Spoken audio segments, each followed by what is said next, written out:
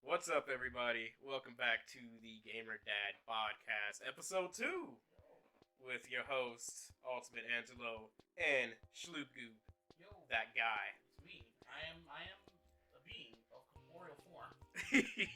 Absolutely. State of matter I can't clarify, but it exists. And today we are actually going to cover a couple different things. Two different sides of Twitter, as I like to call it. Two different sides.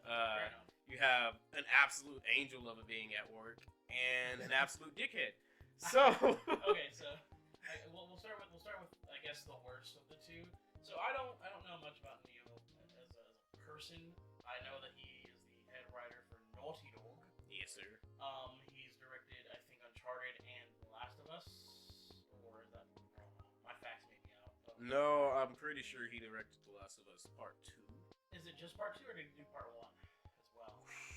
I don't remember. We can Google it. Yeah, we sure can. We can Google it. We're going to do that actually so we can get our facts straight. And hopefully you guys will be able to enjoy. I'm gonna just have snippets of Kirby gameplay. We're playing Forgotten Land here. I don't know if we're gonna be playing co-op or if we're gonna just like trade off playing the game as we talk. But it will be here in the background. Hopefully you guys can enjoy that.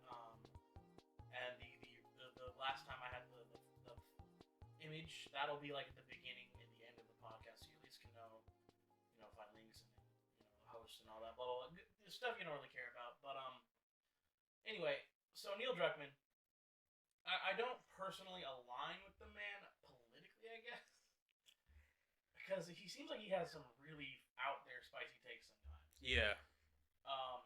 And it's nothing against him personally. I'm not a big Naughty Dog guy. I think the last Naughty Dog game I played was Jack and Daxter 3. Oh God. Yeah. Yeah. To say the least, your Naughty Dog experience is I'm not a Naughty Dog kind of guy. a little down there. I will say though, I do appreciate the story of The Last of Us. While I have my reservations about The Last of Us 2, I think the story is still good overall. But it's just personal gripes, nothing that I like would dramatically change or call like abhorrently bad. Maybe some scenes that I felt like could have been taken out of The Last of Us 2, but overall Last of Us is fine in my opinion. But he went on Twitter a while ago. I think it was back in February. I think he basically went on a tweet.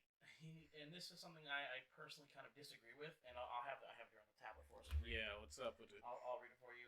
If your game deals with serious subject matter, then it is inherently political. If that's a problem, make a different game. Otherwise, you owe it to your game to lean into it, doing your damnedest to treat as honestly, completely as possible, warts and all. So, basically stating that like if you're dealing with like say, The Last of Us dealt with like the world after the apocalypse and Ellie and what was the girl in the second one? Abby. Abby. Yeah. No, the one she dates. Oh. Abby was a separate character. Was a different character. Shit. What was her name? I forget because she really was not the. I mean, yeah, she was a smart character. She didn't fuck with too much shit. No. Man, so like, it's kind of I like. know she was a love interest. Yeah, she was a love interest. The Last of Us Part 2, in my opinion, was actually just kind of really bad. Really? They made some story beats and decisions that would work if it wasn't a Last of Us game. Okay. With these characters, Okay. and like, so. I mean, I don't want to dive too much. Yeah, I don't want to dive too much into the game. Yeah, because this Just is a lot of weird things happen. It almost feels like most of the game took place out of order.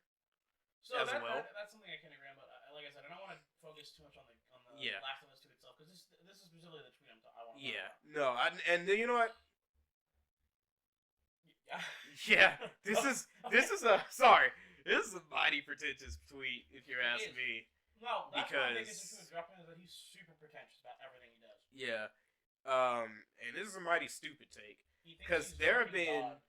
games that have had politics, political views, and Metal all Gear these Rising. other things that definitely did not like. No, Metal Gear Rising was a game that was Metal Gear as a series. is completely political in. And I feel like that game handles politics a lot better.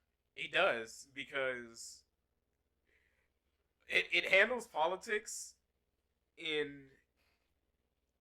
Yeah, this is gonna sound weird as well, in a goofy but correct way, in my opinion. I mean, if you ask me, politics are goofy. Politics is extremely goofy, like the movie. Mm-hmm. Except the goofy movie is enjoyable. Yeah, the goofy movie is enjoyable. So is Metal Gear Rising. Last of Us. Well, just Metal Gear in general, not Rising itself. But like, yeah, like having a heavy story, like theme wise, like doesn't inherently make it political. No, absolutely not.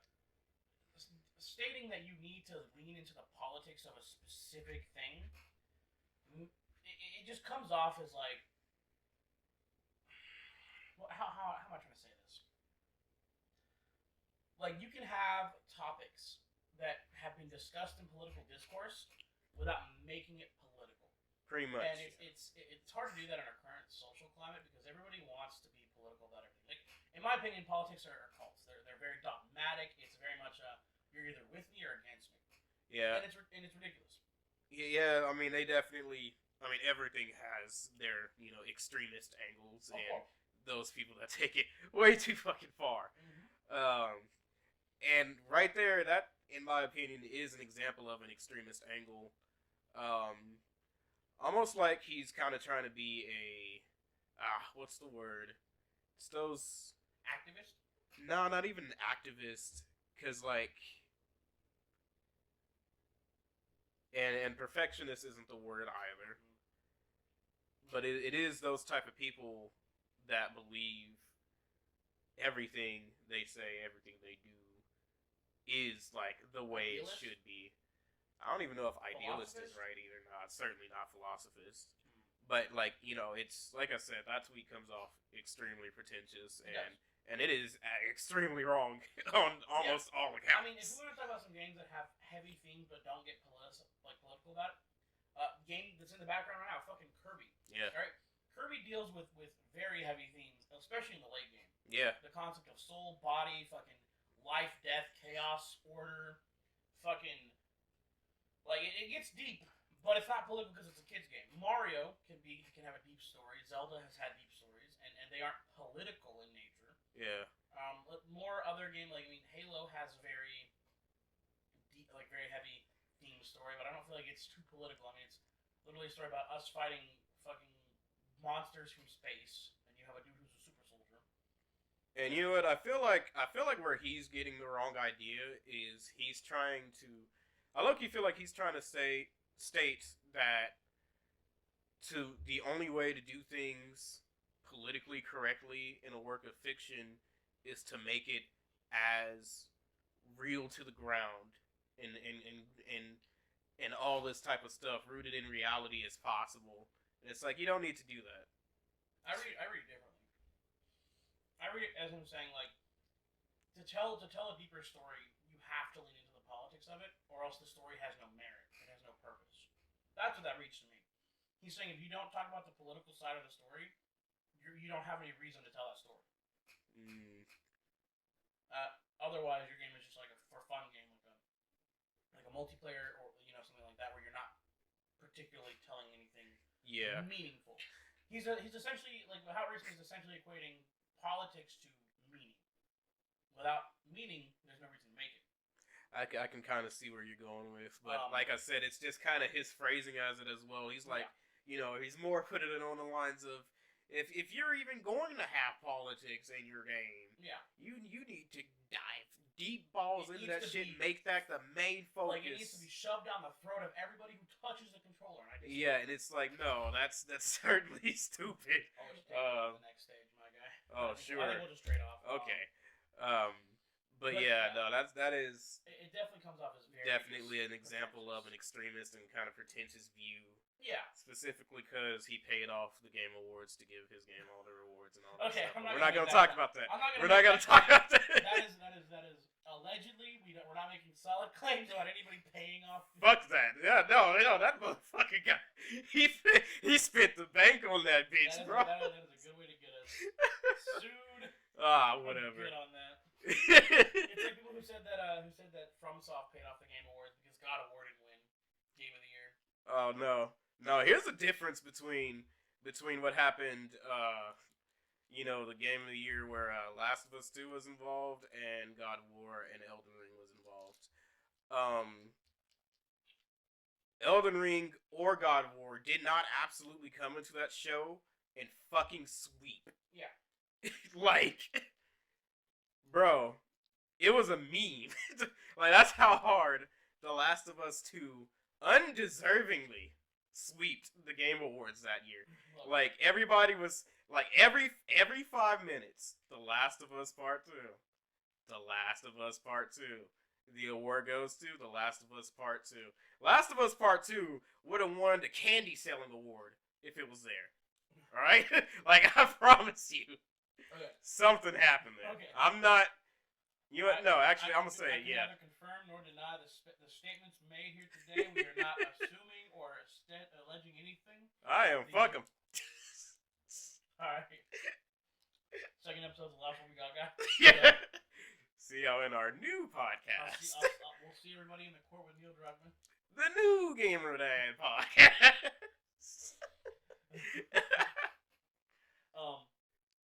But I do also, there's a tweet, there's a response to the tweet. Now, I'm not going to list the person who's tweeted this. Sure. I don't want to dox them.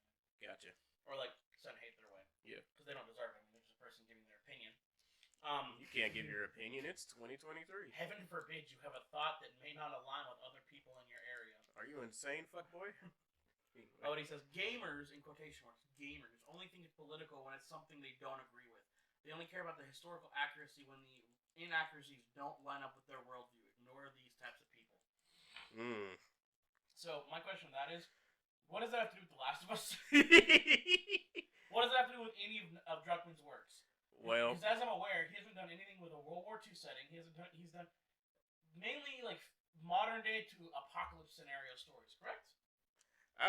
Sort of. I mean, I'm not a follower of Druckmann, so I don't know. Druckmann, I think his first game with Naughty Dog was Uncharted 2. And from then on, he did do the first Last of Us, Uncharted 3, Uncharted 4, Last of Us 2, all the Last of Us spin-offs. Yeah. That's got his touch on it. Okay. So it's oh my god, I did not mean to do that. So none of those games touched on war times or anything like that. Nothing to do with inaccuracies of the past or history. So this tweet response just makes no fucking sense. It's just somebody kind of trying to agree, but not give anything specific so that they can be countered in an argument. It's a straw man. Yeah, essentially, the famous straw men. They come in bunches, I tell you. That's anytime political discourse happens, it's 90% straw man. Almost, right? That's why I dislike politics, but in this instance, this tweet, I wanted to bring it up because you brought up Mary Kishimoto, and you said it was a positive experience, and anytime I see Druckmann or Ubisoft developers, from what it sounds like, the Kishimoto scenario sounds like what developers should be doing with their Twitter. Oh, absolutely. But we have people when Elden Ring released, remember how all the developers were shit talking FromSoft saying, "Oh, their UI is garbage. It's how can anybody be expected to understand?" It's because some companies don't treat people like they're fucking 5-year-olds. Yeah. Yeah. Not out here being old kindergartens picking up the sticks for the old first time we're gonna dive way too much into politics. I don't want to do that. This is not a political podcast. But I guess you can keep your power, by the way. The suck. You don't have to lose your power to do that. Oh, do you not? No, you can keep it. Oh well. Anyway. No, but there was an instance I remember. This is something we're on the politics talk anyway. But, yeah. I had it and I lost it. Damn, it happens that way sometimes, dog. I mean, we can move on to Morio Kishimoto. Yeah, we can do Morio Kishimoto. So do you want to pull up the tweets on the tablet here so we can have references to read, or you want to do it while you're playing? Absolutely not, because I believe all his tweets had to be translated. He is a man of Japanese descent. Right. So he's a Japanese. He's a son developer. Yeah. So I'm not even sure we can even find the translated tweets anywhere. But I'll just ad-lib here real quick and kind of go over the basics of what was going on.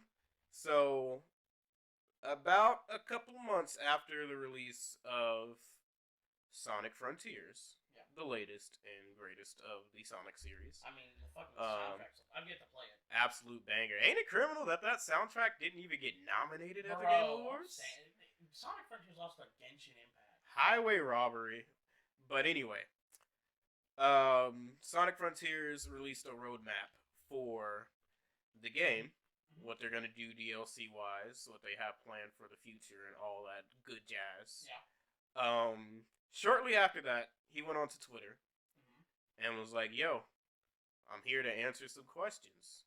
Any questions y'all got? Any things y'all want to say? I plan to be as transparent as I can be, because there's only so much you can say as a developer developing things. Don't want to spoil shit." And so that's exactly what happened. Everybody kind of came around, started asking them things, started giving them their grievances on, Sonic Frontiers as a game, what they loved, what they didn't like, what they want to see done better. Some people tried to sneak DLC questions in there, which he actually would answer some of them. Didn't go into all of them.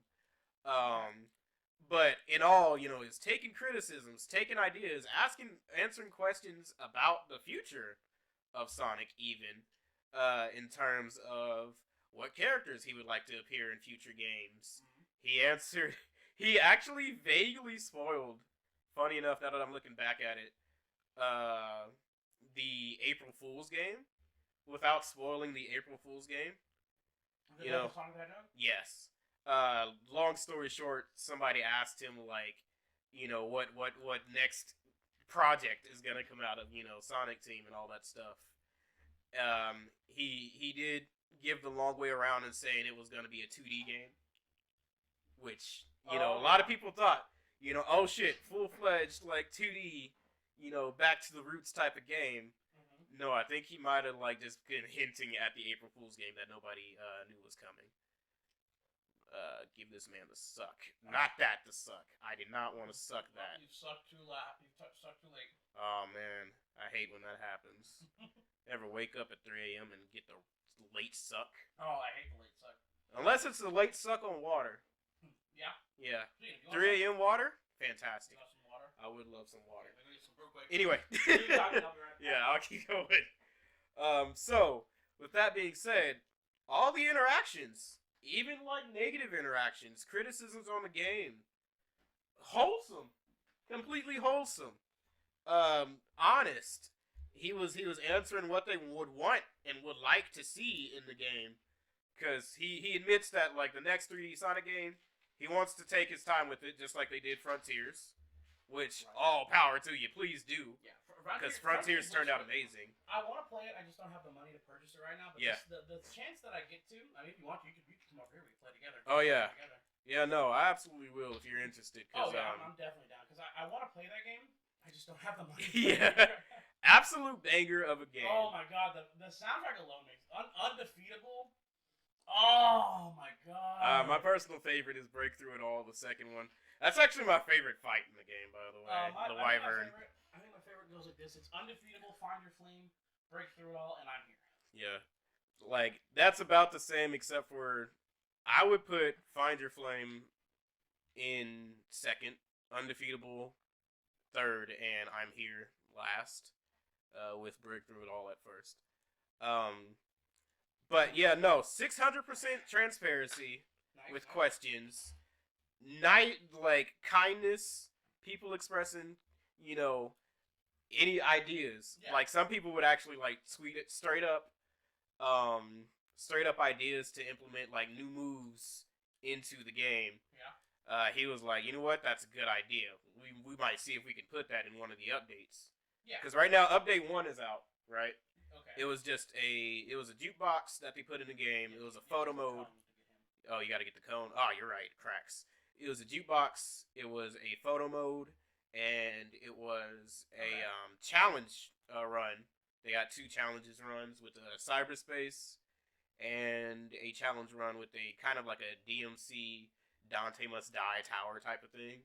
where you have Okay. individual fights, and then you have the boss fights at the end of those towers.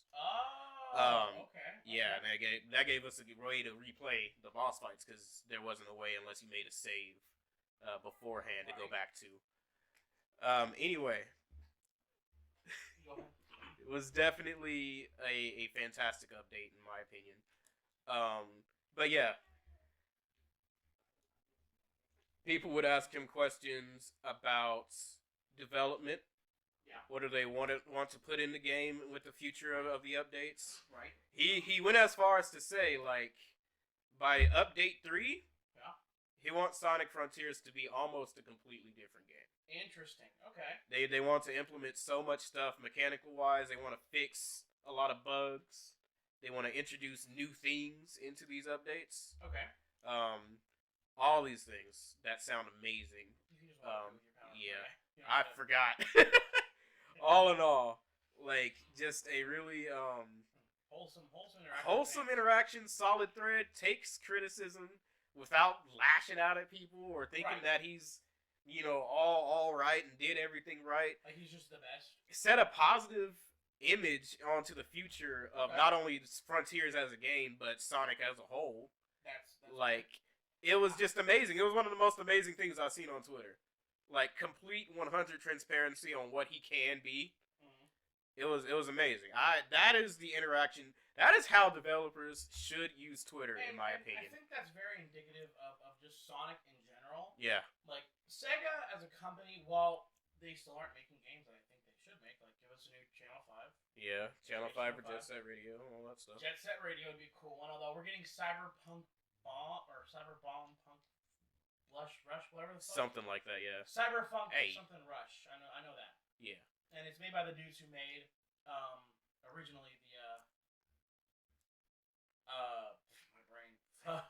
they originally made I overshot that shit. Jet Set Radio. My God, it's the fog, man. The yeah. fog's setting in. Hey, you're dad. Dad fog, anybody? Dad fog, we get it. And like, they have Space Channel 5.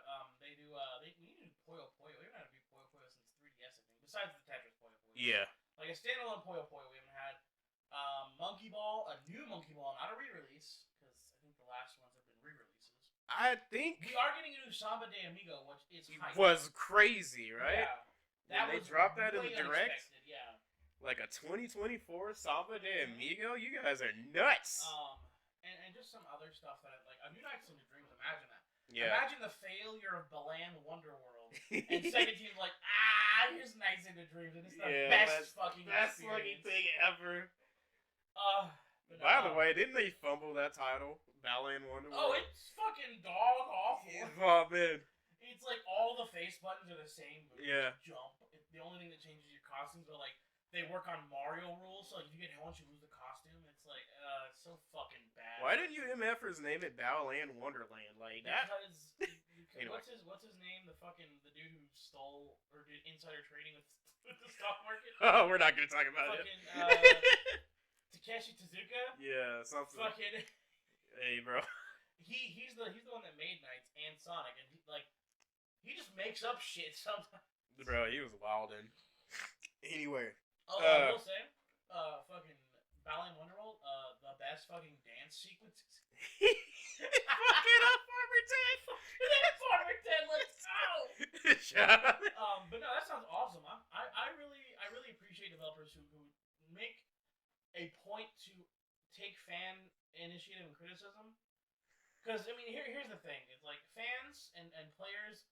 While we all like things and we all want things to be better, we don't know how to make a game. No, we don't know how to make a game. Like this is true. I've been playing games since I was a young lad. I was born in the time frame of the 64 and the Super Nintendo. PlayStation had just come out. I have all those. That was my time as a young boy. I was a GameCube boy. Yeah. So I definitely still have the N64 though. I definitely had a lot of time to play games as I've grown up. Absolutely. And I do know some things I think generally that make a good game are you need a good gameplay above anything else. gameplay should be your first priority. Does the game play well? And yeah. Is it intuitive? And intuitive can be really hard to pin down for a lot of people. Because, like, what's intuitive to one person may not be intuitive to another, you know? Exactly. Some person may look at Tetris and say, I don't know what the fuck is happening. Yeah. While another person looks at Call of Duty and says, I fucking don't understand this either. Yeah. You know, intuitiveness is different. And the younger you are as you get into doing video games, the easier it is for you to adapt to the medium. For sure. So, you know, like, intuitiveness is a big one. I feel like games like, you know, Elden Ring's intuitiveness was a big talking point when it launched, and I feel like Elden Ring as a game is not intuitive to new players. I disagree, actually. Okay. And here's why. Another case of here's a wild opposite. Yeah, here's why. So, not to get my another gaming sin. Here we go. You're just gonna bro, listen. sell yourself out the entire time. Almost, right? Elden Ring was my first genuine full playthrough of a Soulsborne game. FromSoft Soulsborne game. Yeah. Of the latter. So, yeah, Elden Souls. Yeah, Elden Soulsborne. I guess that's what the new title could be. Yeah. Well, Elden Soulsborne Shadows Die Twice. Yeah. And that's just the new game in the series. So, take it from a guy that actually didn't fall down the tutorial hole 80 hours into the game. Really? I went 80 hours into the game without falling down the tutorial hole. Yeah. And I managed just fine. Okay. So, like, that may be chalked up to just kind of generalized video game experience. Maybe. But if you ask me, if you just kind of fucked around and find out, Elden Ring wasn't too difficult. Well, I think the thing that gets a lot of people with FromSoft games is they don't like the fact that it's you're going to die a lot. Which, and this is something I've said, and I'll say this to the moon, is that dying is not a big deal in Elden Ring. Absolutely not. Like, if you're playing the game conservatively, if you're like not politically wrong, we've had political conversation earlier. When you're playing a Soulsborne game with the mindset of everything could kill me, so let me not stockpile resources. Yeah. You're probably going to have a better time with the game. Yeah. Because if you're worried about dying and losing, just spend your stuff. That's true. Don't try to wait for 12 level ups. Level up one time every fucking hour. Yeah, one at a time. Definitely treat that as baby steps. Yeah. You treat Elden Ring as baby steps, you're gonna have a blast. Okay? But like the thing people say is like, oh, I hate how I die 7 billion times and it's bullshit. I'm like, well, stay away from that seagull, John. It fucks you up. So the thing is, this is why I think Neil Druckmann. We can circle back to Neil Druckmann's statement. The statement of having a deep story or a dark story and making it political is just stupid for the fact that, like, you can have the themes of a game be important to the story, and that can be more impactful than the actual dialogue or set pieces of a game. Absolutely. So, like, The Last of Us 1 entails the story of 2 survivors, a broken man who lost his daughter when the initial outbreak happened, and this girl who has no one, and they form this bond as they travel.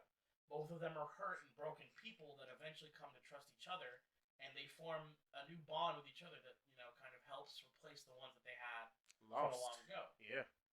And that's a theme of the game.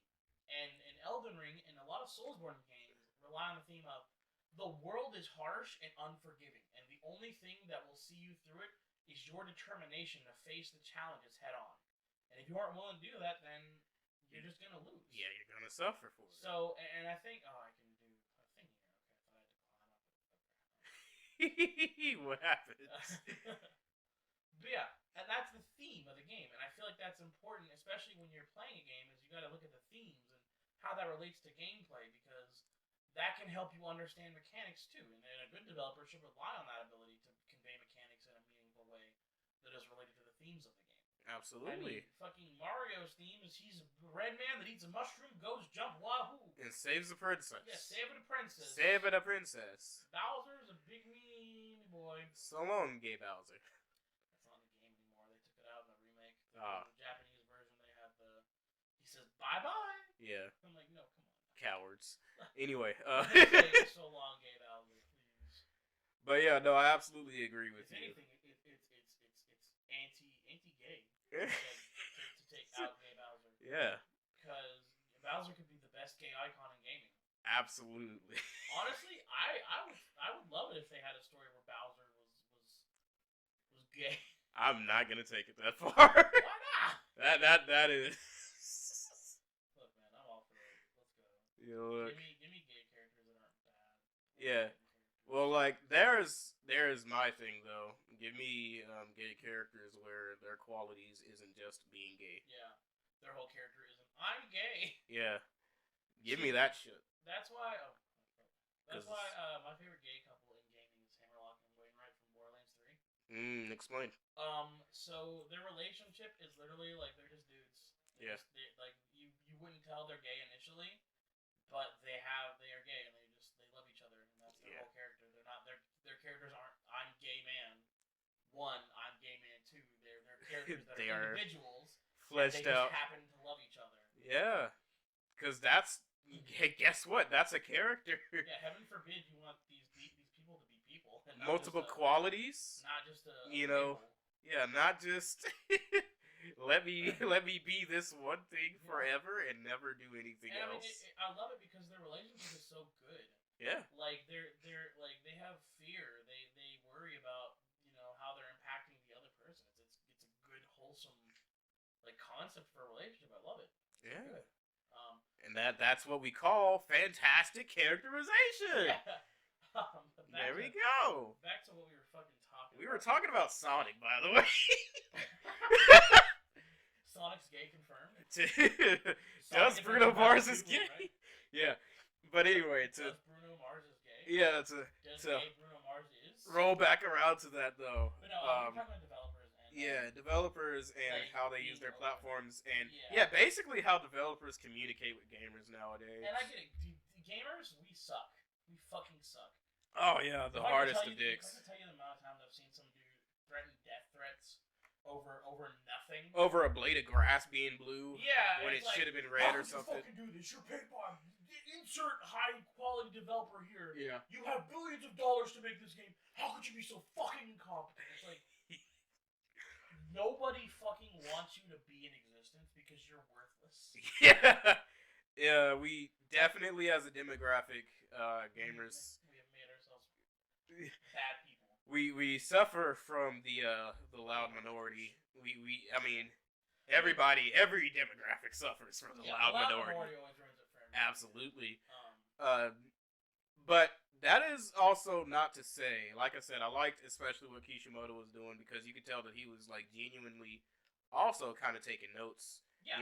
Genuinely hearing these people's concerns or wishes or thoughts or ideas, and it was just like, you know what, that shit's kind of good. I'll bring it up. You know what I mean? And I like that a lot.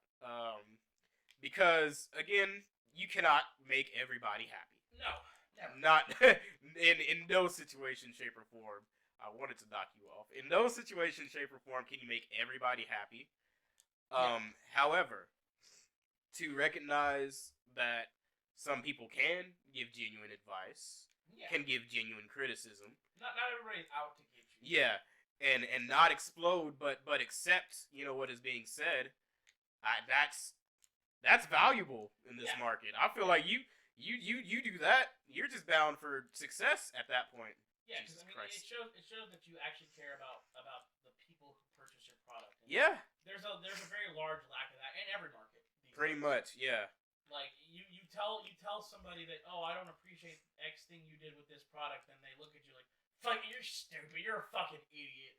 What do you fucking know? Like we spend billions of dollars to make these marketing plans, and we know better than the populace. Like fuck you.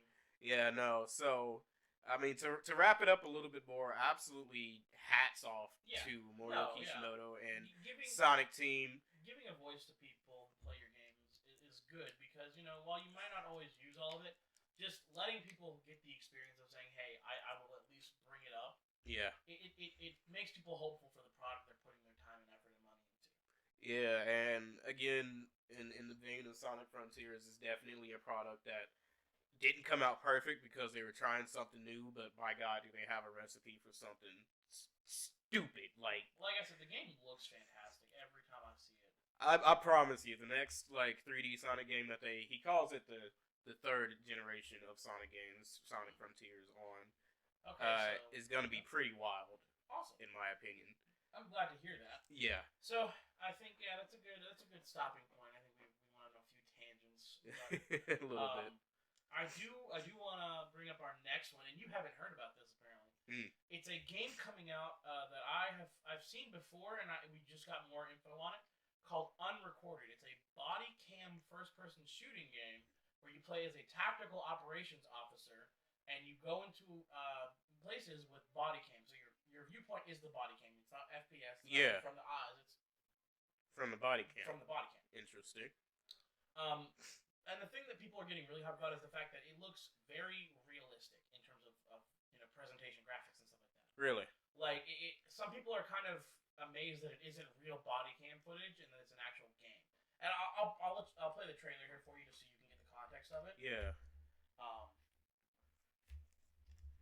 So that's the game. No shitting. Yeah. So while he's watching that, I'll kind of go over my thoughts about it. It looks insane. Sure, graphics aren't everything, but just presentation alone, I think, is the key point for this. Yeah, presentation is... Yeah, because, I can see kind of what they could be going for here, right? In terms of gaming engine, I'm pretty sure this is still running Unreal Engine 4, most likely. It's either 4 or 5, I know that much, yeah. I don't think it's 5. I don't think we're getting anything 5 for at least another year and a half or so. I think Street Fighter 6 is 5. Nah, 6 is 4. Is it on 4? I thought it was on 5. Wow, okay. But with that being said, though, they also got the body cam footage kind of look at at a bit rate of 720p or maybe the body cam point of view definitely does look a little low res because it's body cam. Yeah, so it's body cam, so it's making it look that much better. Yeah. And more realistic. This is crazy. This looks nice. It looks insane, and I mean I think this is just one level. I don't think this is the whole game. Yeah. So it kind of tackles the fear of going into these high pressure situations as the officer. Blah blah blah blah. We're not going to talk political again, but just the concept of the game going into this high tense environment and having dudes shoot at you, and especially from this viewpoint of the game where you are watching from the body cam. Yeah. It's gonna build a lot of tension. Yeah, I absolutely love how the body cam's view is kind of obscured as well. It's not, you don't have 600% clarity. Yeah. It very much. It's got a kind of fish eyelids going on as well. Yeah. And I think this game, this basis, whenever this game comes out, could be a great basis for a cop-based horror game. Ooh, I like that idea. Imagine a supernatural game with the body cam footage point of view. Like a Silent Hill as Sybil, but from the body cam. Yeah, it wasn't... God. I can't think of Silent Hill without thinking about the PT. Such a loss in gaming, in my opinion. Yeah, I don't want to get that. We're not gonna get too far into it. This is your stage, by the way. Yeah. Oh shit! Yeah, sorry. that was the footage of the game. It looks fucking phenomenal. Yeah, that does look crazy. Who's developing that? It's a single developer, I believe. Really? One or two. It's like a small team. I know that much. I don't think it's a very large team. Gotcha. I can look up some more information while you play real quick. Yeah, go ahead. But yeah, it just looks fucking phenomenal. I can't express just. It definitely entices me for the fact that it's a different take on how. Oh dang! I should have killed him. I want a gun. And perspective can be used in gaming, because that's the big thing. Is we're so used to playing from certain perspectives of gaming that you don't often get asked how do I change the perspective and make it gameplay enticing? Yeah. We either default to third person or first person or 2D. And there's not a lot of games that explore stuff like that anymore. Yeah, different perspectives. And I think that's important to kind of capitalize on. I think this could be a way to kind of expand upon different perspectives in indie games and maybe even AAA, depending on how well this game does. Um, so, let me look it up real quick. Look up the development. Yeah, no, I'm trying to think on like what's well, you got to really think on what's out there and left to do like perspective based on games because it's not a whole lot. Like Well, I mean, tons have there been are done. ways to do perspective changes. Like, Yeah. one of the ones that I saw as a concept a while ago was shoulder mounted third person. Hmm. So instead of it being like straight up like behind the back, Yeah. you see your character, it's like you have a camera mount that's like over their shoulder, so you see their face a little bit, and you still get third person movement kind of feel. Gotcha. But it's from this camera perspective to the side of your character. Thought that was interesting. I think it was an Aliens kind of concept that a fan made. Okay, got you. And that was really cool. I don't know if I could find that. I mean, I think deep diving into first person with VR and everything that's entailing is going to be the next move for a while. I mean, I don't feel like everybody. I feel like VR is still at this point gimmicky until we can get to a point where we can kind of make adaptive controllers for our bodies to experience, every sense. Yeah. In the game, we're not gonna get there. It's not gonna feel that good. Like, it's cool for what it is now, but like I think AR is gonna be the bigger push. In my opinion. That's another topic. For AR versus VR. Yeah. But let me see the developer.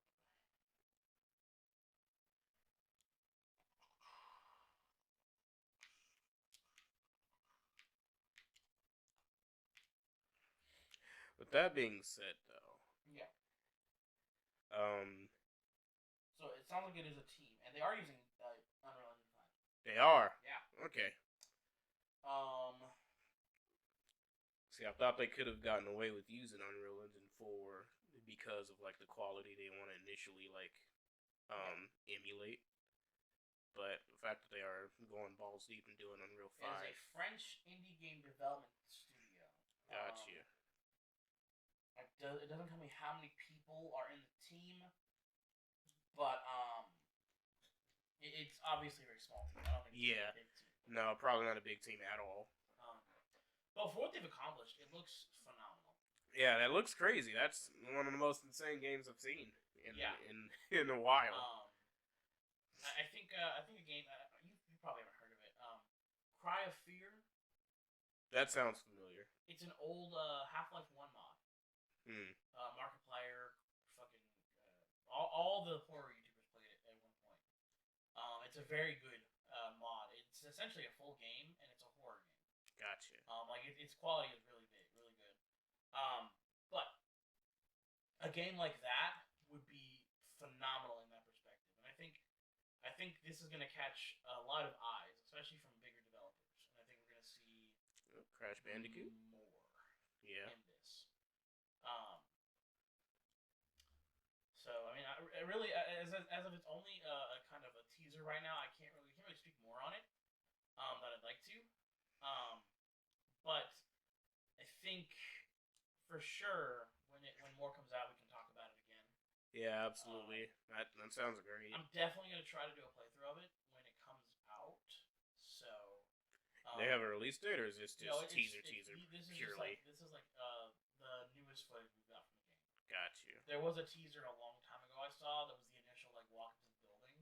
I think it's been a while since I've seen that. Okay, gotcha. But yeah, this is like the newest footage that I'm aware of. It's available for the game. So I guess we can go into our final big topic of the night.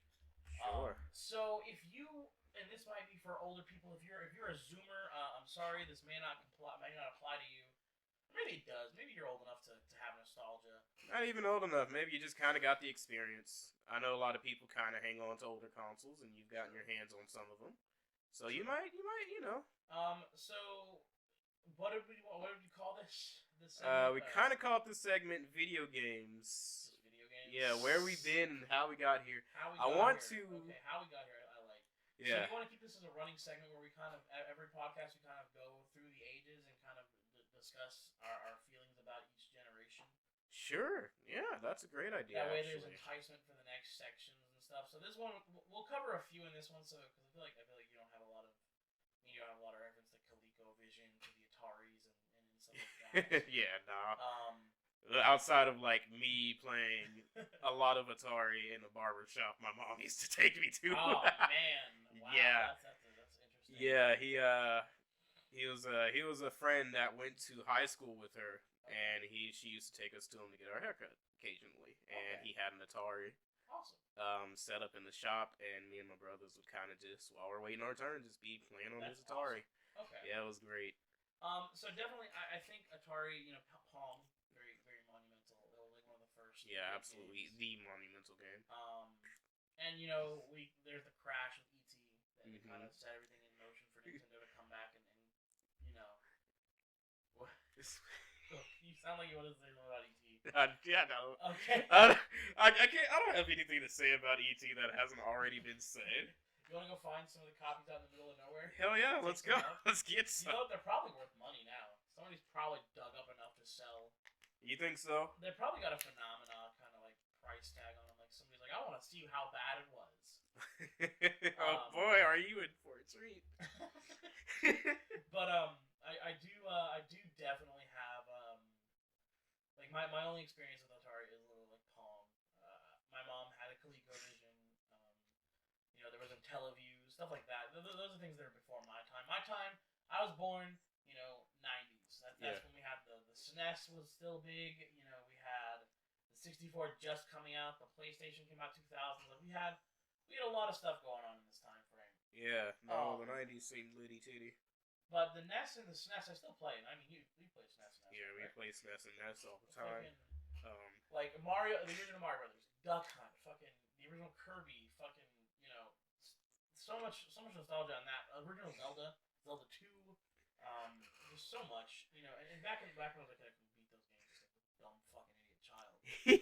And now I can play those games no problem. I'm like, oh, I get it now. Yeah, the original. Let me tell you, I stayed up countless nights playing the original Castlevania. Oh man. Did I get far? No. But I played it. I was playing it. Yeah, fucking I love old games sometimes. Oh man, I get an old game itch. You know what? I wish that I still actually had on hand. Do you know those kind of compact like 5-in-1 video game joysticks that you plug into the TV? Like one of those fucking plug and play. Yeah, you needed like AA batteries, about 4 of them bitches, and you plug them in to the CRT. Yeah. Oh man. Yellow, white cables. Yeah, the ones that we had, me and my family, we had the Pac-Man, Galaga. Pac-Man's a good one. We had it had Pac-Man, Galaga, Mappy. I spent a lot of time playing Namco. It had what was it? It was the race car one. Rally something, I think. Some Super Rally or something like that. Yeah, we actually had 2 ones that had a race car one. It was a different race car one that was like 3D. There's one that's like 3D, and then there's one that's like the top-down view that you have to like. Yeah. Kind of plays like a Pac-Man-esque kind of. Yeah, it had a Dig Dug. Dig Dug. Dig Dug is fantastic. And then we actually had one that was a unique little plug and play. Okay. That was a SmackDown versus Raw WWE plug and play. Interesting. It was I don't even think it was 8-bit. So it was like a 2D fighter? No. If anything, it was like 16-bit. Yeah. Okay. It was around 16-bit, and yeah, it was like a 2D kind of fighter, but like a 3D space. Interesting. In a way. Yeah, it was it was very fun. Very goofy. It was dumb fun. Enjoyed that one for sure. I want to find it online, see if I can repurchase it. That'd be fun. But yeah, no. Where video games started is definitely an interesting spot. Oh, for sure. There's so much. Like, the tricks that they had to use to get a lot of the things to even work. Yeah, to run. Yeah, like, that's what amazes me. Because, like, when you think about it, today we kind of take for granted the kind of shit you get in video games. Like, oh, yeah. Like, back in the day, getting more than, like, 1 or 2 enemies on screen was a fucking godsend. Right, was a mind-blowing. Like, and having detail on your characters was also just, Like when you had a character model that was just like actually detailed. Yeah, that you could actually see like, you know, that character has eyes. Yeah. And they're wearing a shirt.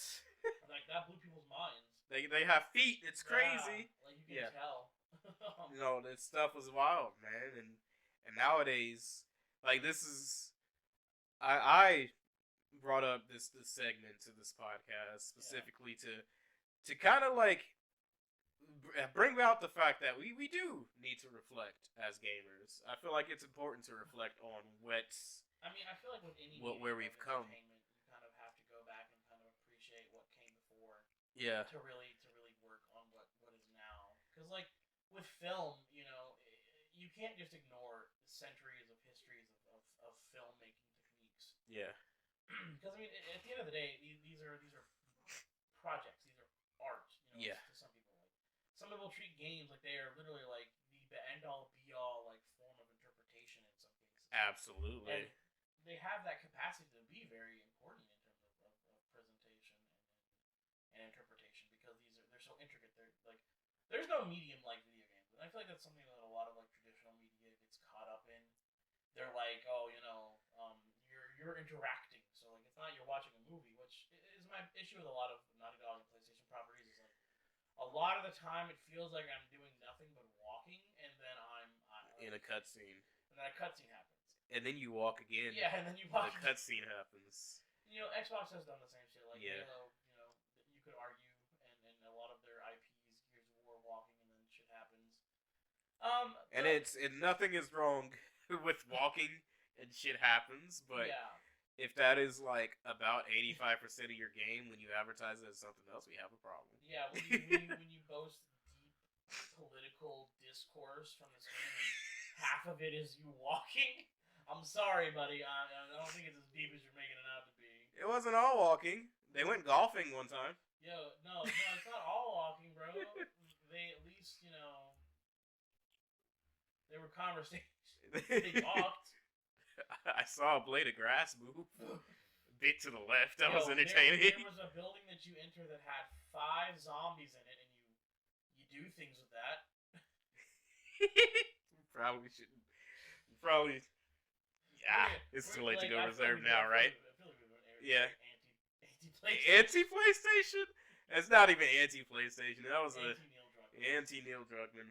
That's not a bad thing. Make better games. Make better games. Make games of quality, but make them without being pretentious. Yeah. Like, that's my thing. Don't be a fucking dickhead about it. You aren't goddamn Picasso. Like, you aren't fucking end-all, be-all game developer because you put lesbians in your game. Right. Fuck out of here, man. Just make video games, Neil. Just tell your story and don't try to tell people they're stupid because they didn't understand the political implications of it. Not even that. It was more like calling somebody stupid for making a game with aspects of politics, but not solely focusing on said aspects. You made a game with politics in it, and it didn't fucking drill in your concepts of political beliefs and discourse into the player. You bad fucking video game. Get out of here, man. Like I'm sure he can't be that bad of a guy, but just the things I've seen just makes me think he's just an asshole. You know what else I like miss about old games? And this might be like kind of pushing the timeline slightly forward, but I really miss buying a game and then you had a game. You don't have to pay for 5 billion DLCs and wait for bug fixes to come out.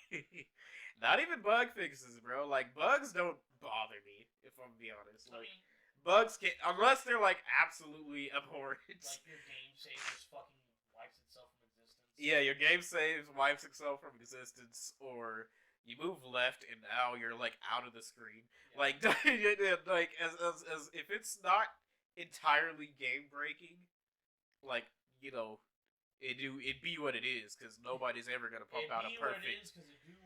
Nobody's ever gonna pump out a perfect game with like 0 bugs. No, look at Neil Druckmann. All of his games are perfect. No flaws. But no, I do very much miss buying a full, complete game.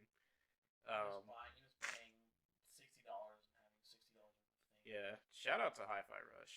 Bro, it's not even $60. It's not even $60. It's It's $30, a full-on AAA title.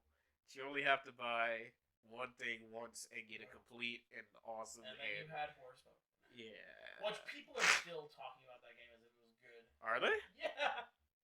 I haven't heard anybody talk about Forspoken since it released. I saw a review and it was like, why? Like somebody talked about how the game is beautiful and how it has such a deep open world, and I was like, did you play the game? Have you played the game? Like, I don't know if you sat there and watched it. Hey, I mean, look. The looks of the game. I mean, it looks at some points look great. It looks good. The open world can be beautiful, unless you're playing on PC and your game is running at 16 frames per second. But I mean, not even that. It's not even like the frames are an issue. Like, deep and beautiful world are arbitrary terms when at the end of the day there's nothing to fucking do. Yeah. Like, I hate people who are like, oh, this game is so good, look at all this graphic and look at all these small details. I'm like, I don't give a fuck how many blades of grass exist on this fucking plane of existence. There's nothing. It's like people are like, oh, Breath of the Wild is so deep, it's so good. There's so much to do, and I'm like, there's Barren Wasteland, one fucking stable, and then 50 miles of one fucking nothing. stable. Yeah.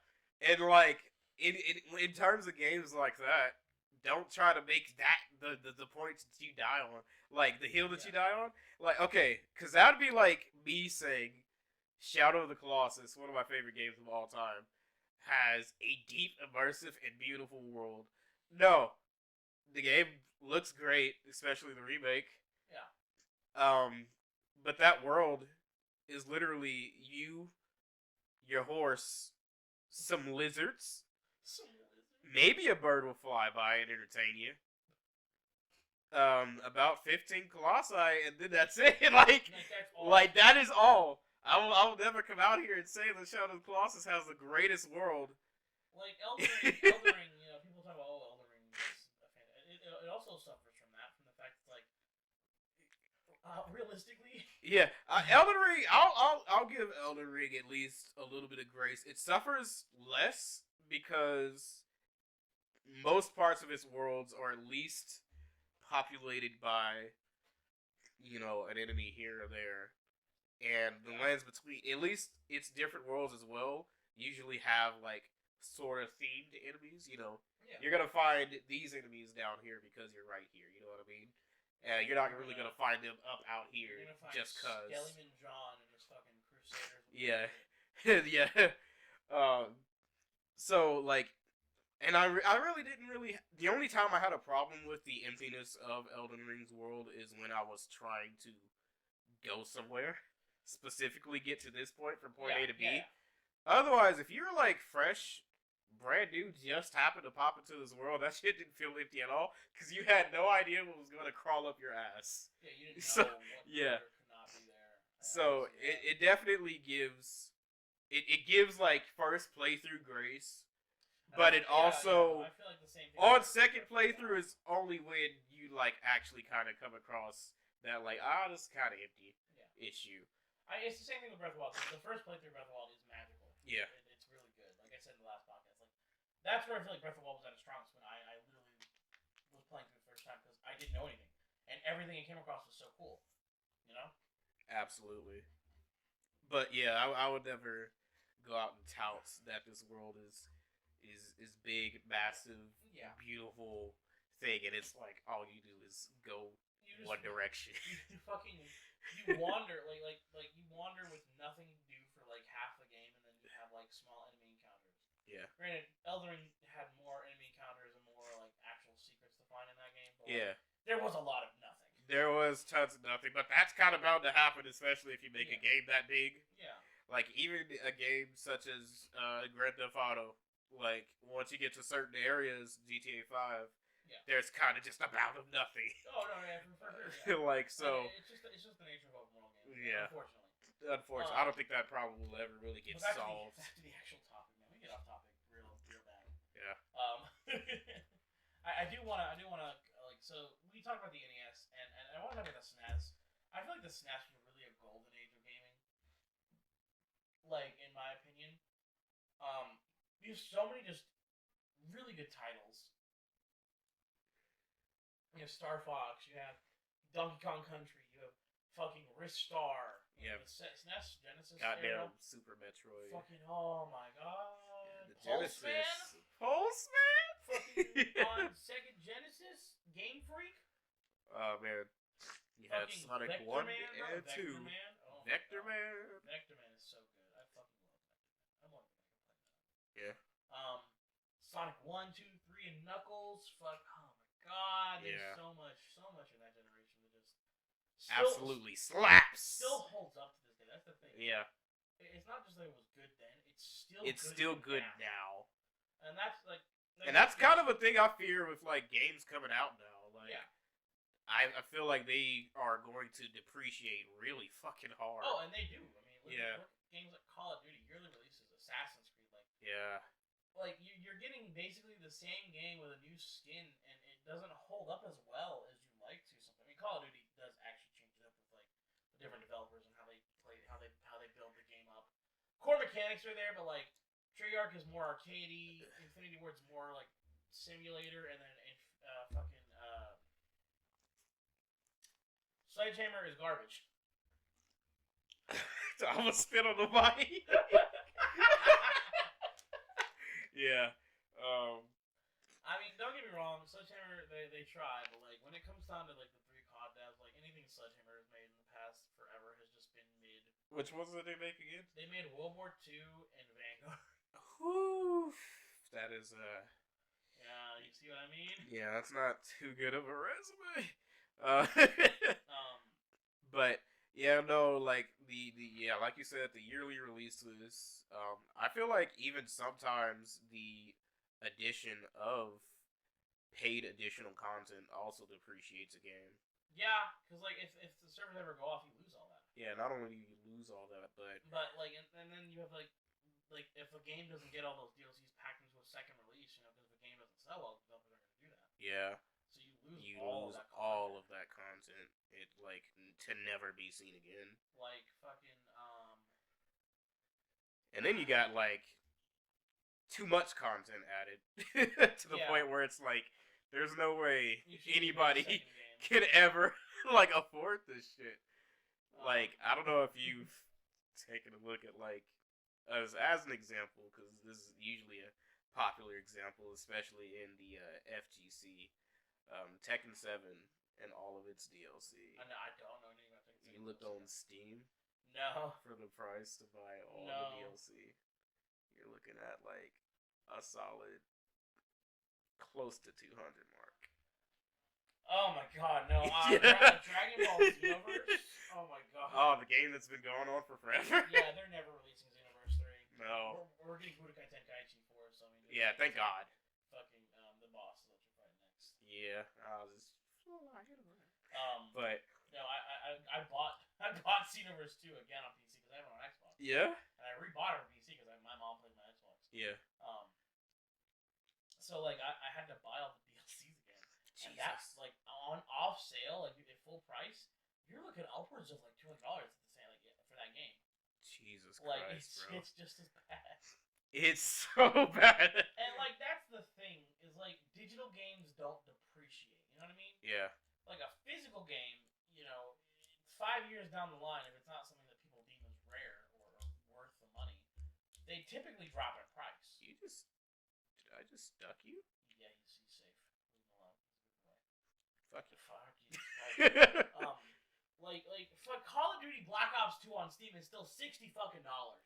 Praise God. Right? Like, yeah, still $60, bro. Like, why? The greatest Call of Duty game. And it goes on sale for like half price, so it's $30, $40. Yeah. I'm like, who in the right mind is paying $40 for Call of Duty today, dude? Nobody in their right mind is the answer. I've thought about it just because modded zombies is a thing, and that sounds like fun. Really? Yeah. How do you mod? What do you do? I think they have Steam Workshop available for them. Oh, okay. I might be wrong. Gotcha. But point being, is that I miss being able to buy a game and just it being done. Yeah. I do miss that. It was a even fantastic like 64, feeling. you know, like you have so many games, and that's the generation I want to end on. Is like the 64, PlayStation 1, and that would be it, wouldn't it? Oh, Dreamcast. Yeah, Dreamcast. Do you put Dreamcast with PlayStation 1 or do you put it with PS2? Because I feel like Dreamcast was in that era. I usually stick it with PS1. Really? Yeah, because it's like... I mean, because the Dreamcast is so much more advanced than PS1 and 64. Yeah, it was, but it's also like... I still feel like it kind of satisfies that kind of middle ground to where you have your 64, right? Yeah. After the 64, I would put the PS1 above it, in terms of advancedness, and then I would put the Dreamcast. Like, I just feel like it kind of satisfies that trio of, this level, and then this one, and then this one. Okay. Before we move on to like the crazy shit, you know what I mean? Yeah. Okay. So I just feel like it makes everything kind of fit cohesively better. Okay. All right. I mean, like the PS1 era, I mean, you have bangers, fucking Crash Bandicoot, Spyro, fucking. Oh my god, that was a generation of gaming in and of itself. Yeah. Castlevania Symphony of the Night, fucking Final Fantasy 5 and 6, I think were on PS1, and 7 and 8. Yeah, 7 was on PS1. God, the PlayStation 1 had. PlayStation 1 was loaded, boss. No, 6. Was 6 on PS1? 6 was with Terra. Yeah. And Kefka. Was that PS1 or was that the generation before? No, I think that was PS1. Okay. It was just before they decided to do 3D graphics. Yeah. Okay. Yeah. And then you have like 64 with Banjo-Kazooie, Mario 64, Diddy Kong Racing, Mario Kart 64, fucking Star Fox 64, Zelda Ocarina of Time, Majora's Mask, fucking Donkey Kong Country. God damn. GoldenEye 007. GoldenEye, perfect dark. Conker's Bad Fur Day. F-Zero GX. That's F-Zero's the X. Or X, actually. Not GX. Yeah, GX is GameCube. Fucking, oh my god. That generation was bad. And then Dreamcast, you have Nights into Dreams, you have Space Launch Out, you have Sonic Adventure 1 and 2. Yeah. You have fucking so many games. Definitely, we are staying inside, boys, because I got the newest game generation. Yeah, it's such a good generation of gaming, and I fucking love it. Oh my god. Yeah, no, it was great. Don't really think, and because of all those titles that you listed, are so, they were all, each and every one, a revolution in and of himself, almost. Oh yeah. I mean, Mario 64 set the standard for 3D platformers, just 3D action games in general. Because it really laid the groundwork for how a 3D game should feel. Yeah. Without Mario 64, I think 3D games would still be handled very poorly. Probably. And it's just that entire generation with everything they've laid out, everything they've introduced with the first experience on 3D, with all the experiments that they've done, I don't think it'll be ever repeated. No. There's not going to be a gaming revolution like that ever again. Impossible. Yeah. So. Definitely goated. But I think we've been going on for probably about we've probably been going on for good near about an hour, almost hour and a half now. So I think we're gonna get close to wrapping it up. I just want to on this specific topic about the generations of games. Some specific memories I have playing games is, I played the absolute shit out of Mario 64. I played the absolute shit out of Ocarina of Majora. Donkey Kong 64 was a big one for me. Yeah. There's so much to do in that game, and I felt like I never completed it. Well, that's too much to do.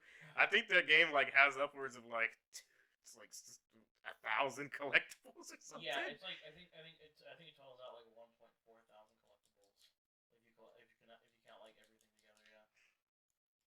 But happens. Yeah, I don't know if it happens like that. I don't think anything like that happened again because that might have been a mistake. Yeah. Well, Banjo-Kazooie, oh my god, that one's a top tier game. Yeah, absolutely. Banjo-Tooie, Conker's Bad Fur Day. Man, there's so many good games on that console. That one was a trip, bro. Oh man, Conkers was. I'm surprised Conker got made. Conkers is bonkers, bro. I think just because it was at the end of the 64's lifetime, Nintendo was like, whatever, fucking put it out. I don't think they they would have got away with that any other time. Certainly not nowadays. Nah. You would think they get away with it nowadays, actually, with man. a lot of the stuff that people do get away with, but I don't think they would have got away with that one. We don't need femboy conquer. Wow, I am nightmare bound now. Thank you for that. I'm leaving. No. Like it's just like a degenerate. If it's a Spyro, I played the shit out of Spyro. I played the shit out of Bandicoot. I played so much. Even the bad games, people can have memories about. Oh my god, man. Mortal Kombat mythology. Fucking man, Mortal Kombat Gold. Yeah. Sub-Zero mythology. Sub-Zero, bro. No, yeah, it's fucking great. I definitely love it. I think I definitely miss older games like that. But I mean, there's still the GameCube, PS2, Xbox. Oh yeah, no, the next era did like step it up with the tools that was We outlaid. can dive into the next 2 generations. We'll do that next time for sure. Because there's so much to talk about that era. Absolutely, there's too much to go into. But yeah, I think we'll have to think about it for next session recording. But like, what do you think? What do you think recording wise you wanna tackle? Like what topics? Like if we want to give a teaser like we did last time, I think. Oh yeah. Since we're talking about the generation of Xbox 360 and GameCube, I personally definitely want to talk about the Xbox Arcade, and how that opened up indie gaming as a whole. Gotcha. For casual consumers. All right, I feel that. Yeah, that's because like nowadays indies are a very commonplace thing, but like during that generation, like having an indie game on a console wasn't really commonplace. Yeah. And Xbox really opened up the doors for that. Yeah. So it's definitely a topic I want to dive into. Well, we did forget to talk about physical arcades in general. I mean, we're gonna probably have to go back to that on the next. We can talk about physical arcades next time. Yeah, sure. we're gonna go back to that. Yeah, no, for sure. Especially in the vein of like one of the communities we're strongly into, which is the FGC. I mean, strongly into. I like fighting games, but I don't keep up with like competitive tournaments. I play them.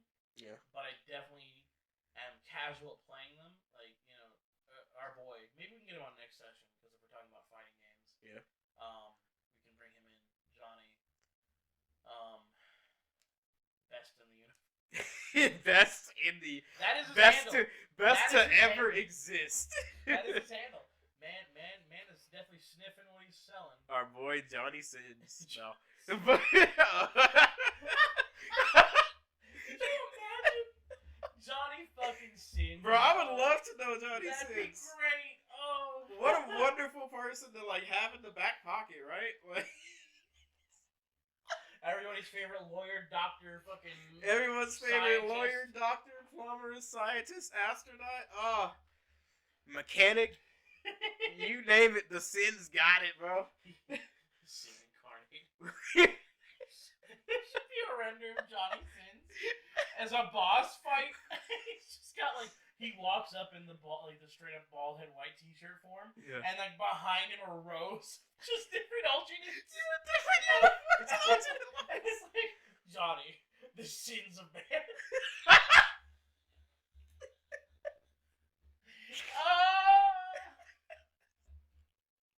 I pay money for that. I would sell my house for that. Oh man! What a goated idea. Yeah, we'll get John Cena next podcast. I'll hit him up on Twitter. Yo, Johnny. Yo, Johnny. You want to swing by for our podcast? You want to join the Dad-bod Cast, my guy? Since I am sure of all the jobs he has done, a dad has to be one of them. The dad. The dad among dads. The one who got milk and came home.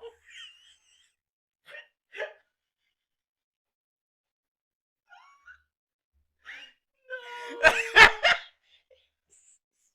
Oh, it hurts. It hurts. We gotta stop. Okay. We gotta end this. Okay. So yeah, next time we'll talk about the next generations of gaming. Specifically the Xbox Arcade and how it brought indies into the guess we'll talk about the FGC. We'll try to get Johnny Sins. We could talk about the sins of gaming. We could talk about that could be a good. I mean, we talked Good about topic ET to already, run. so I don't know what else we could talk about. Oh no, ET was the original sin. That was like Adam eating the apple. The rest is history. But yeah, hopefully you guys have enjoyed the now second episode, which is cool that we've done the second episode. I don't know if it's gonna go up Saturday. I may upload Sunday. Gotcha. Yeah. Just because we had to record late A this little session. bit. We had tornadoes, We y'all. had weather in our home state. Oklahoma, boys. Oh man, fucking Christ! You gotta love it. Yeah. But yeah, I definitely am. I'm enjoying this so far, and it got decent views. The first one for my channel at least. It's I don't think it's what my subscribers are exactly looking for, in terms of content. But hopefully it's not terrible for people. Hopefully we can expand our horizons. Yeah, we'll keep it up a notch.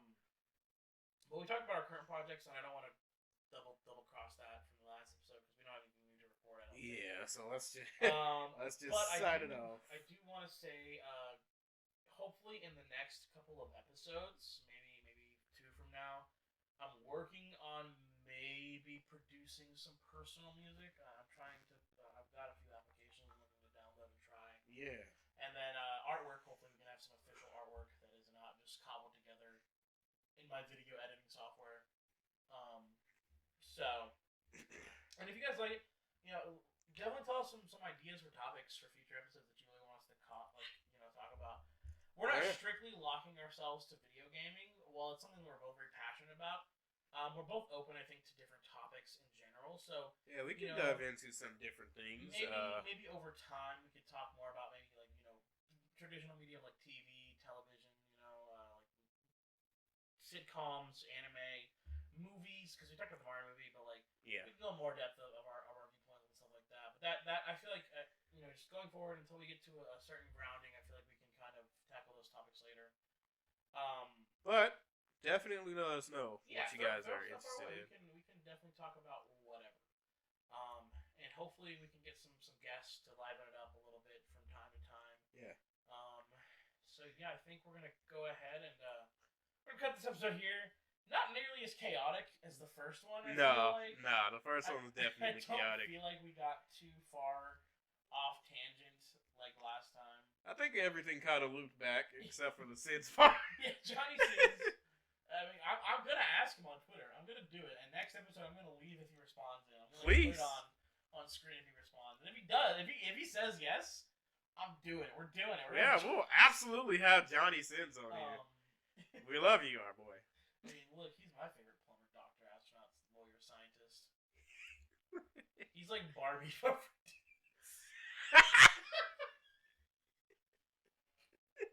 He's the male Barbie. You can't change his hair, though. No, he's not bald. He is everywhere, though. He could pull off a mad Mr. Clean.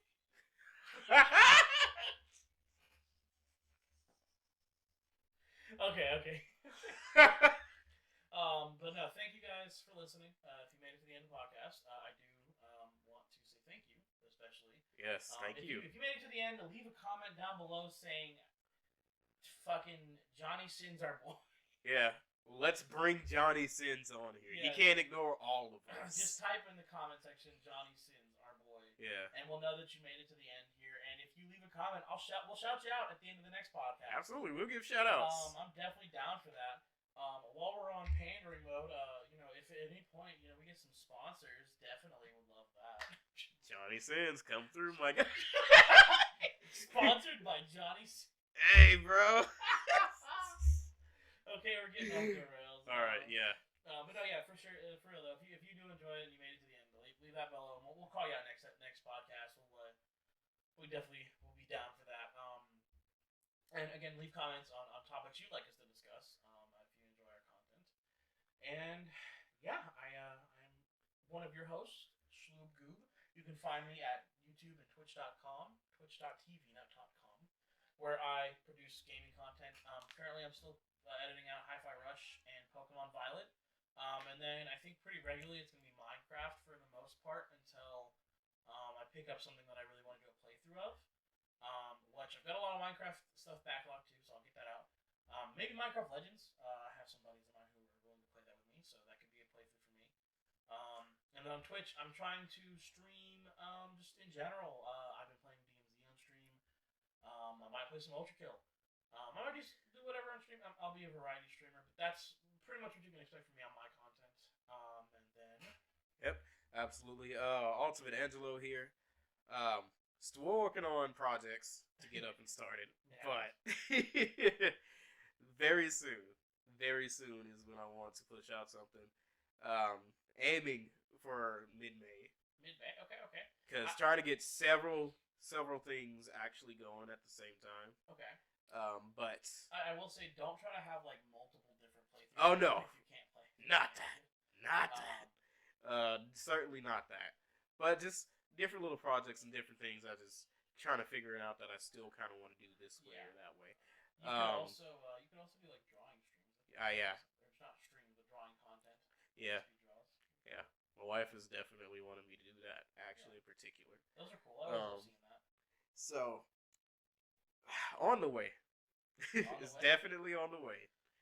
We'll hit you guys up really soon. Whenever you produce, I'll link stuff. Your channel's in the description, so we'll have that going. And then hopefully, I think maybe we'll probably get like a few more episodes on my channel specifically, and I think we're gonna have a separate channel once we get a lot of the branding done. Yeah. We'll have a separate channel that I'll move all of these initial episodes over to. They'll still be up on this channel, but they'll also be moved to the new channel for this specific podcast, and you guys can be able to find it there. But once we get the branding done, that'll happen. But that's not probably gonna be for a little bit. I don't want to set a specific date on that. Yeah. Knowing my workflow, setting dates has been poor for me. Yeah, my guy. I appreciate. Again, I keep saying appreciate. I have a problem doing that whenever I do content. Yeah. With the keyboard videos that I do, which I have another controller video I want to put out at some point. I always say my appreciation for everything like 17 times. I need to stop myself. It happens, bro. You are loved. Look, it means a lot. I'm a small channel, 230 subscribers. The fact that anybody watches my stuff means more to me than the world could ever know. Yeah. Like, it's not about. I'm not trying to do this to be the next PewDiePie. I'm not doing this to be the next Mr. Beast. I'm not doing this to be whoever. I'm doing this because it's fun. It's a fun thing for me to do on the side of my other life projects that I have going on. And if this pops off, it pops off. But I'm not banking on that. Yeah, This exactly. is something I enjoyed doing because I'm a dude who grew up in the glory days of Let's Plays. Yes, sir. The glory days. So, and at any point, once we do get the second channel too, I may look at getting a stream going for the channel. So like, we can also do different types of content. Maybe this could just be our joint thing. Yeah, this could turn into a joint channel. Gamer Dad-bods. Yeah. Well, maybe we could take the cast out when we get the channel going and the branding settled. We could like Gamer Dad-bod something. Two best Gamer Dads play. Dad-bod games. Dad-bod. Hey! There we that's go. not bad. There you go. That's a spoiler for the future, We you guys. spoiled our whole plan. Man. But thank you again. We're out of here. We'll see you guys next week with a new podcast, where we'll be talking about previously mentioned topics. We'll have Johnny Sins on as a guest for sure. Absolute guarantee he's gonna be there. No Johns. No Johns. Only the Johnny. One. And this is Shloob, and this is Angelo. Appreciate it, guys. Signing off. Be kind to each other. No, fuck that. Oh man, I gotta beat my meat. I gotta piss.